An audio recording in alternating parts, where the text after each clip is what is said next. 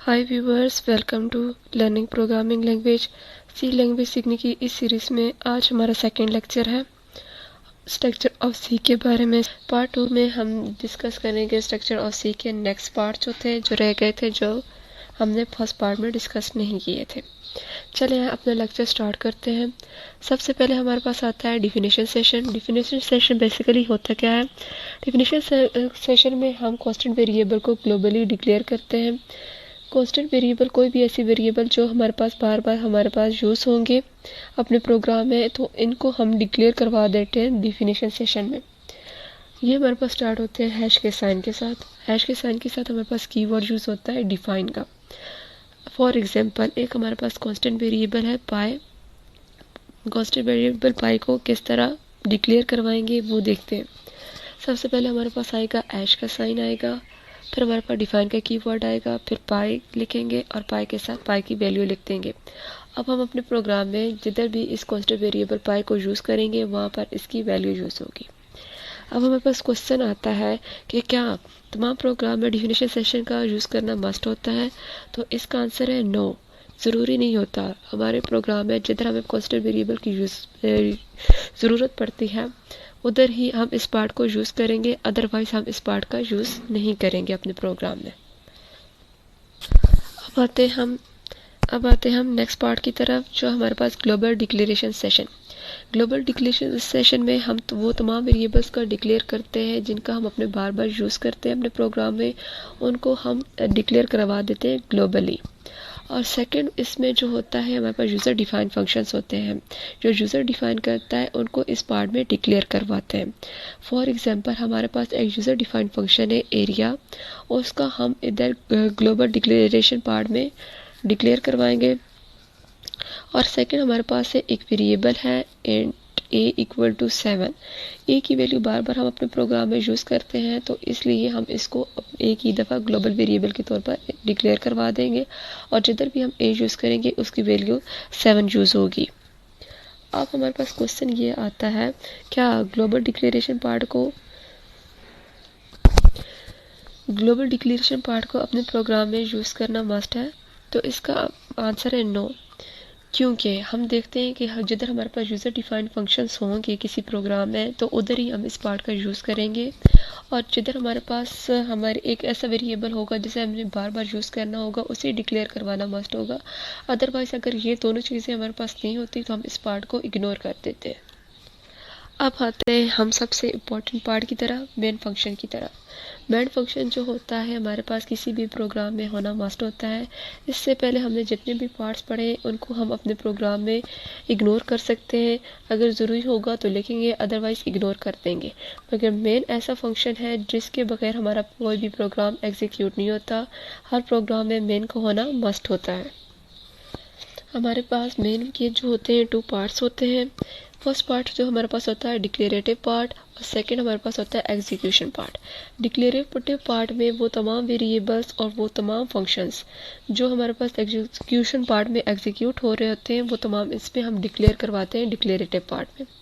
और जो हमारा एग्जीक्यूशन पार्ट होता है वो स्टार्टिंग कर्ली ब्रेसेस से स्टार्ट होता है और एंडिंग कर्ली ब्रेसेस के साथ एंड होता है, और इसमें तमाम जो पार्ट्स होता है वो एग्जीक्यूट होता है। हम इसको एग्जांपल के तौर पे समझते हैं। हमारे पास मेन फंक्शन है, स्टार्टिंग कर्ली ब्रेसेस है, इसमें हमारे पास डिक्लेरेटिव पार्ट होता है इंट a इक्वल टू 10, और हमारे पास एग्जीक्यूशन पार्ट होता है जिसमें हम a की वैल्यू को प्रिंट करवा रहे हैं और रिटर्न कर रहे हैं 0। और इस तरह हमारे पास एग्जीक्यूशन पार्ट जो है एंड हो रहा है एंडिंग कर्ली ब्रेसेस के साथ। अब हमारे पास क्वेश्चन ये होता है कि मेन का हर प्रोग्राम में ऐड होना मस्ट होता है? तो इसका आंसर है यस, क्योंकि इसके बगैर जो है हमारा प्रोग्राम एग्जीक्यूट ही नहीं होता। हर प्रोग्राम में मेन का होना मस्ट होता है। अब हमारे पास बारी आती है सब फंक्शन सेशन की। सब फंक्शन सेशन में हम देखेंगे जो यूज़र डिफाइन फंक्शंस होते हैं उनको हम डिफाइन करेंगे। जो यूज़र डिफाइन फंक्शंस होते हैं, फॉर एग्जांपल हमारे पास एक ऐड यूज़र डिफाइन फंक्शंस है, और इसमें हमारे पास 2 वेरिएबल्स हैं इंट a और इंट b, और हमारे पास जो यूज़र डिफाइन फंक्शंस है इन दोनों को ऐड करके रिटर्न कर रहा है। अब हमारे पास क्वेश्चन ये पैदा होता है कि क्या इस पार्ट को ऐड करना ज़रूरी होता है अपने प्रोग्राम में। तो इसका आंसर है नो।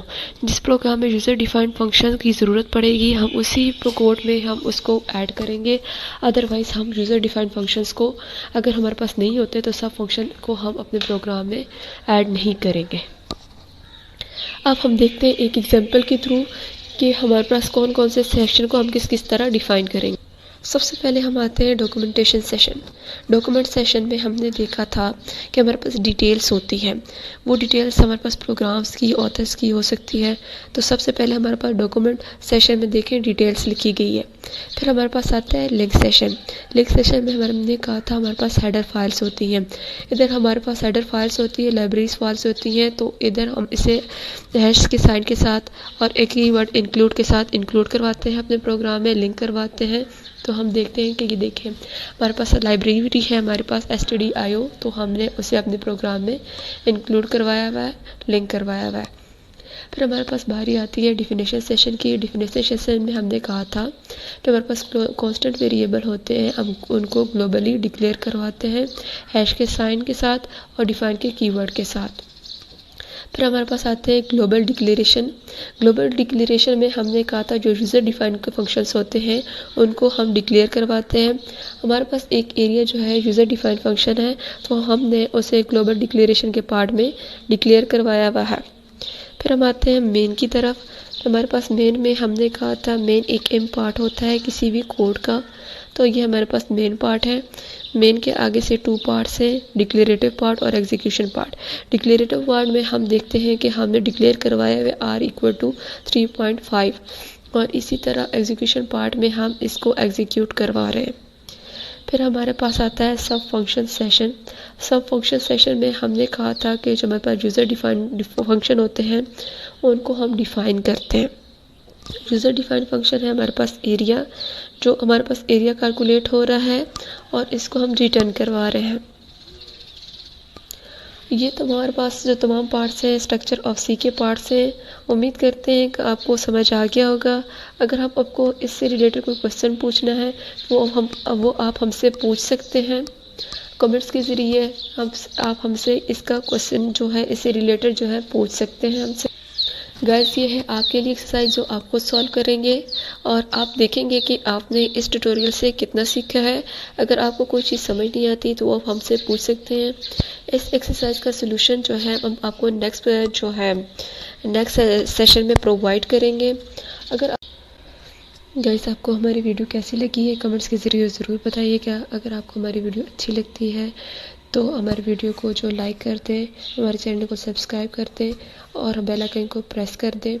और अगर आपको हमारा वीडियो अच्छी लगती है तो हमें कमेंट्स के ज़रिए ज़रूर बताइएगा। आप मिलते हैं ऐसी लैंग्वेज की नेक्स्ट सीरीज़ में। अल्लाह हाफिज़ एंड थैंक यू।